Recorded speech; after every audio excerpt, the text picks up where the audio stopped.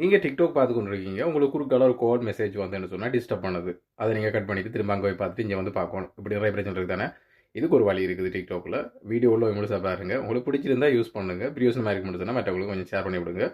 நீங்கள் இப்போ உங்கள் டிக்டாக்ல நீங்கள் ஒரு வீடியோ பார்த்துட்டு சொன்னால் அதை கொஞ்சம் ப்ரெஷ் பண்ணி பிடிங்க. அதாவது அமர்த்தி பிடிங்க. அந்த வீடியோவில் இப்படி ஒரு ஆப்ஷன் வரும். இதில் பாருங்கள் பிக்சர் இன் பிக்சர்னு சொல்லி இருக்குது. அதை கிளிக் பண்ணுங்கள். அதை கிளிக் பண்ண உடனே உங்களோட மொபைலில் இப்படி தான் வரும்.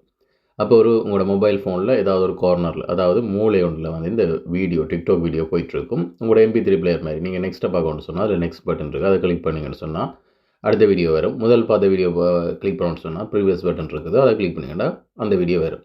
ஸோ இது ஈஸியான வழி. அந்த டைமில் நீங்கள் எந்த அப்ளிகேஷனில் கால் வந்தாலும் சரி, மெசேஜஸ் வந்தாலும் சரி, நீங்கள் டிக்டாக்ல வீடியோ போன மாதிரியே நீங்கள் அதை என்ன சொல்கிறது, பேசலாம், மெசேஜ் ரிப்ளை பண்ணலாம். ஸோ இதுதான் அந்த ஆப்ஷன்.